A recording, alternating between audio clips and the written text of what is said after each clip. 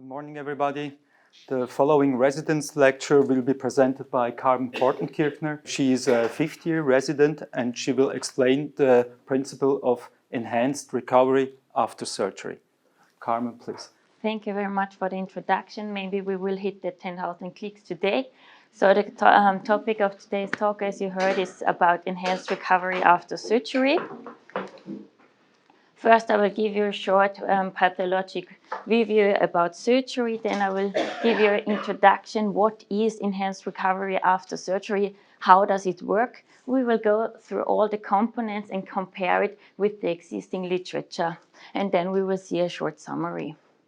So surgery is not only stress for the surgeon and the anesthesiologist, but also for the patient.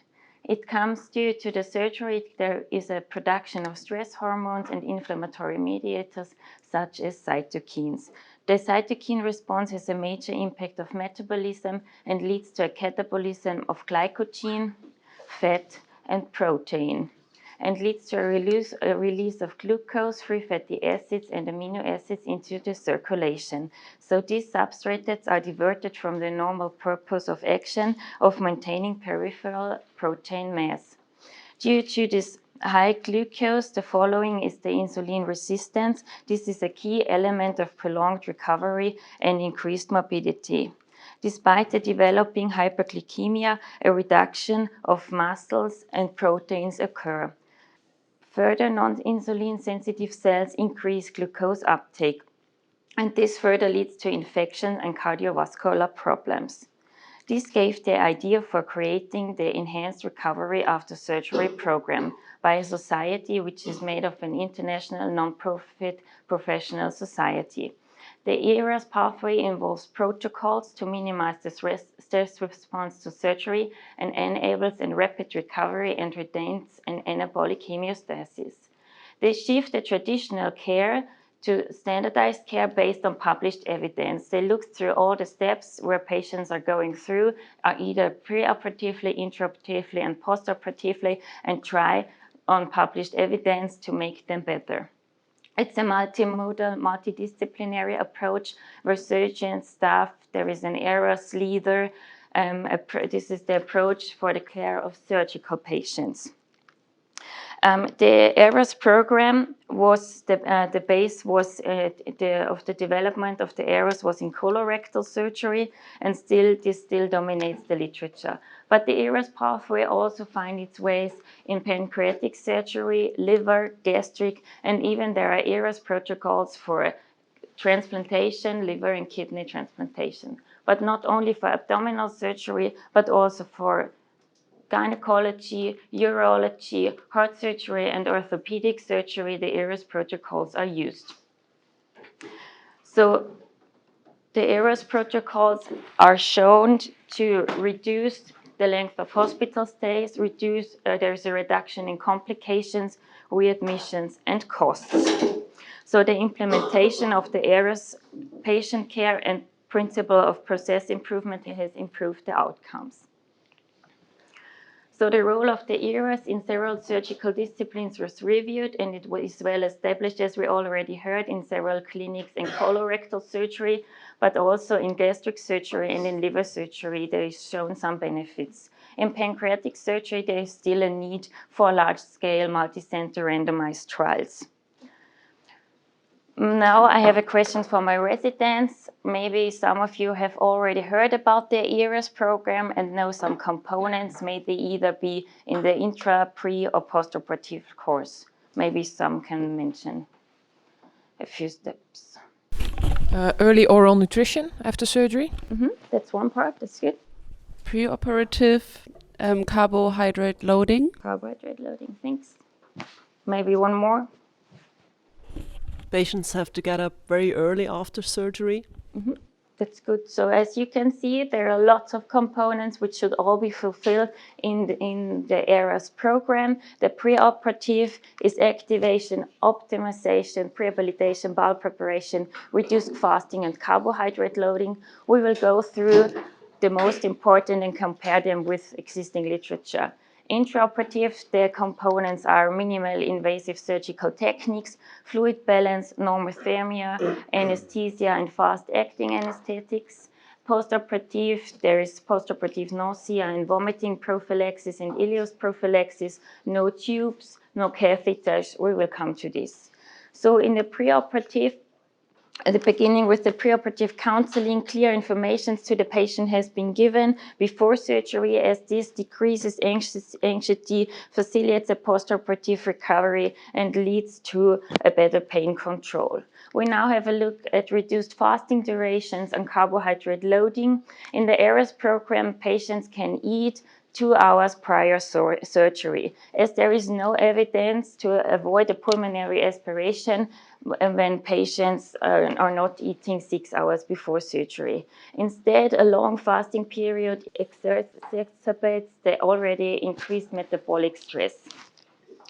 Maybe one of our residents can tell us what carbohydrate loading is. It's when you give before the operation some carbohydrate-rich nutrition or over intravenous, and this leads to a maximal filling of the glycogen storage and insulin secretion, which leads post-operative to a reduction of the insulin sensitivity of the cells, and therefore less insulin resistance. Yeah, that's good. Insulin resistance is the key. So in the ERAS program, patients get 2 hours prior to surgery and beverage, which leads to carbohydrate loading. This improves the nitrogen balance, is known to decrease nausea and ileus, reduce catabolic response to surgery, improves, as you say, the insulin sensitivity postoperatively, and may reduce stress. But in the ERAS protocols, there is no consensus in the regard of type or quality of this beverage, and as this is a difficult to prove factor, in most of the research papers, there is no significant improvement shown in clinical status or in length of hospital stay. But nevertheless, in the ERAS protocol, patients get the carbohydrate loading drink.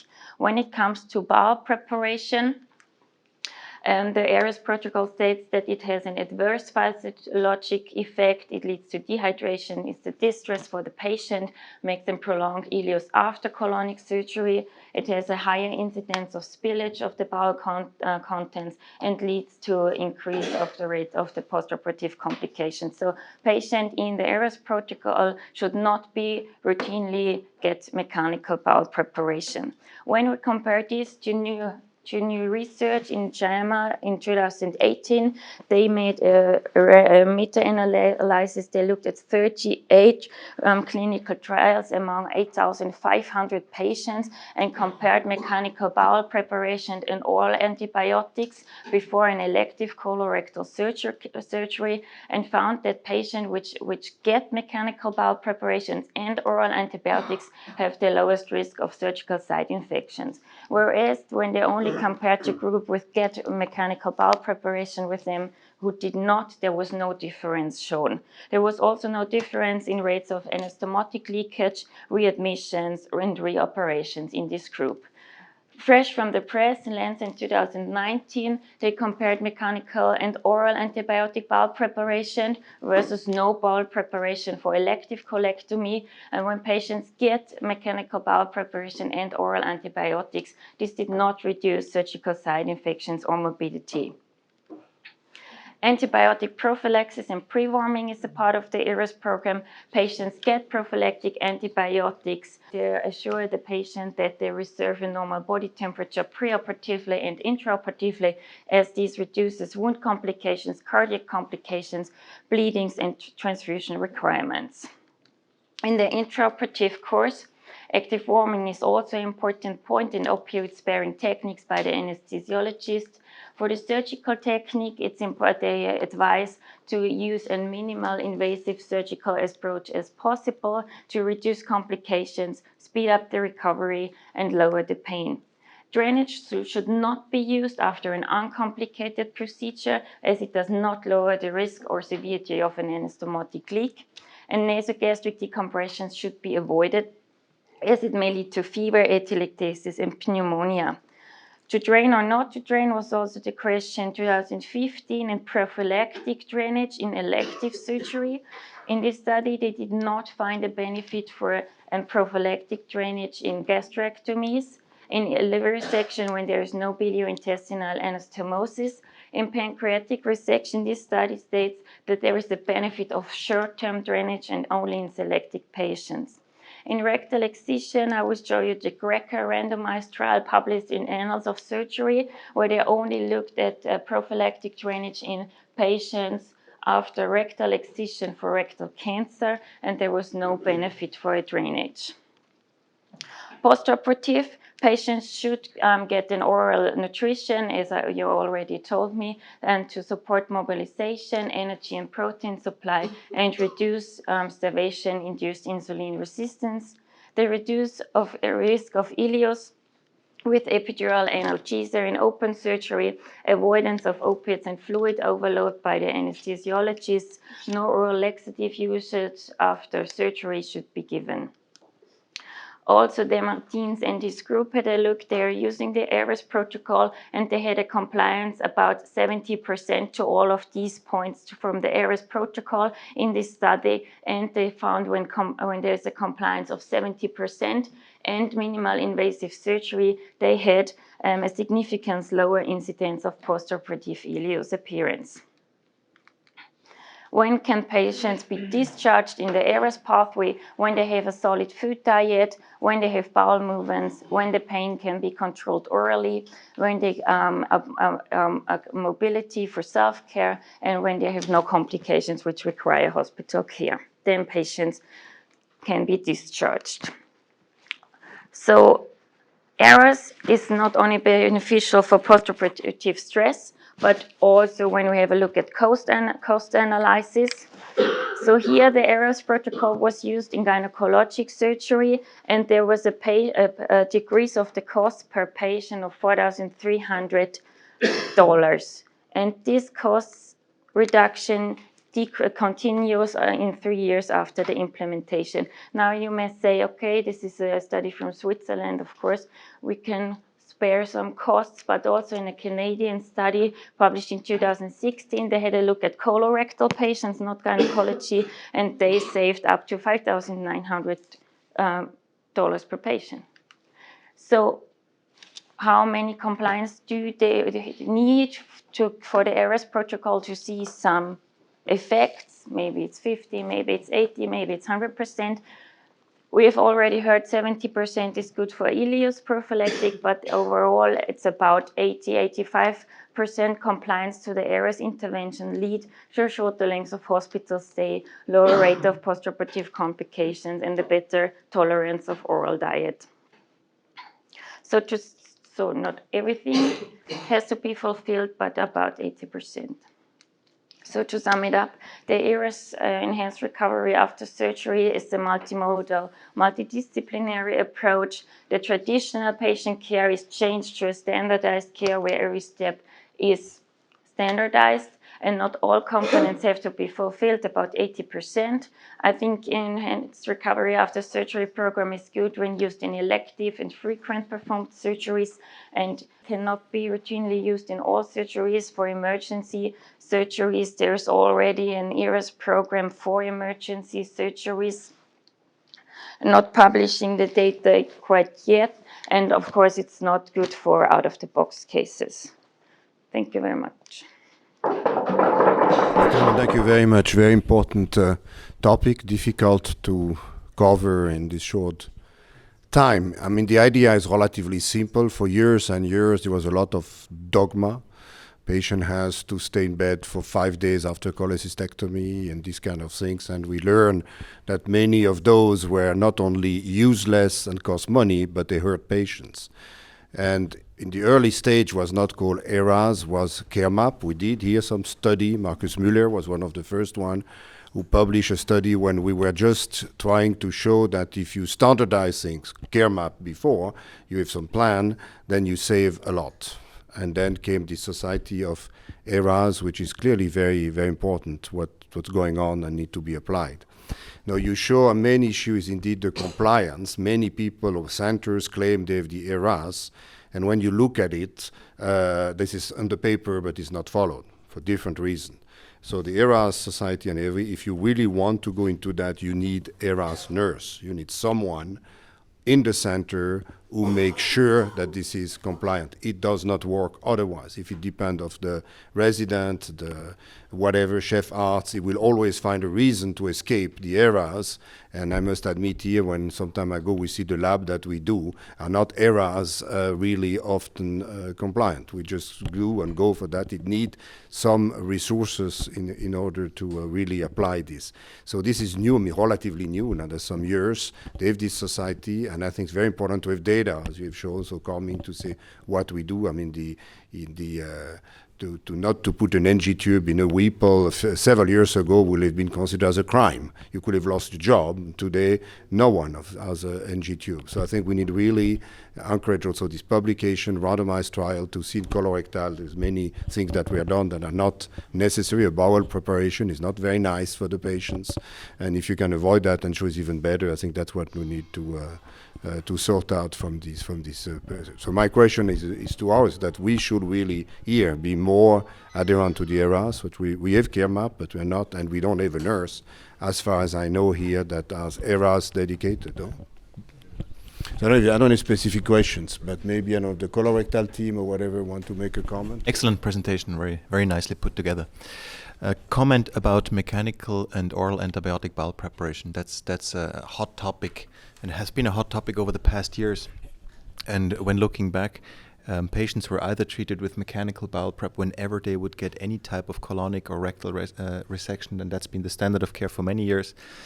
And then this pendulum has swung over to never giving any mechanical bowel prep, and that's been advocated about 8 to 10 years ago. And about 5-6 years ago, newer studies came out highlighting the oral bowel prep, and those are studies that came up in the United States, Ravi Kiran at the American Surgical Association, etc. So numbers of studies came, and now the pendulum is actually swinging back again. So that just appears to be an area where we do not have consensus yet.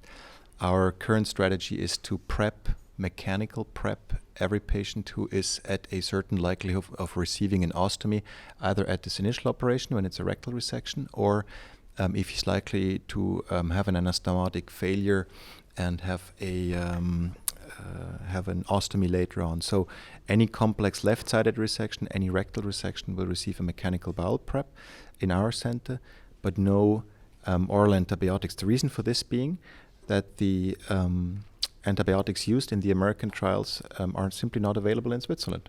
It's neomycin, which is not being sold in Switzerland. So that is one of the reasons why actually almost no hospital in Switzerland are using oral antibiotic bowel preparation before surgery. So I think that's a topic of debate. Many others for colorectal resections, I would fully agree, like early removal of catheters, no NG tubes, early ambulation, early feeding. All this, I think, should be standard whether you have an ERAS nurse or not. I don't have any specific question, but those are my comments to make to this topic. Thank you very much again. Only one comment to what you said. The interesting thing is about bowel preparation. There is no randomized control study comparing mechanical bowel preparation with giving oral antibiotics to no bowel preparation. There are randomized control studies comparing with or without antibiotics. So I think this is a topic which has to be followed and concerned using the bowel preparation, yes or no?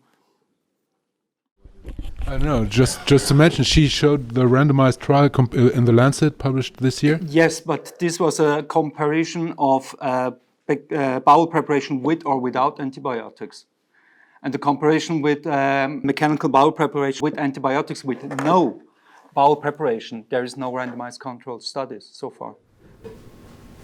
But it is also the topic of drains. I mean, in the HPV, we discussed that actively. There is some data. In fact, Professor Petrovsky did a meta-analysis several years ago. It was published in Annals of Surgery, which was one of the inaugural papers suggesting that drains are bad. in many situations. Then we are coming back. Pancreas surgery is also an example where we should or not. There is a few randomized trial, yet most of us will put drain because it may save life in some difficult situation. There's an upcoming paper in liver surgery that will show that, in fact, in liver resection, at least not the major one, drain may hurt. So I think indeed we are going less and less in the direction of drain. But that also to do with quality of surgery. Maybe 20 years ago, there were many more problems and leaks, etc. And today with the new techniques, tapers, etc., the leak are less, and so maybe something that we adjust with quality of surgery in some way. And is there any other comment? Okay. All right. Thank you. Thank you.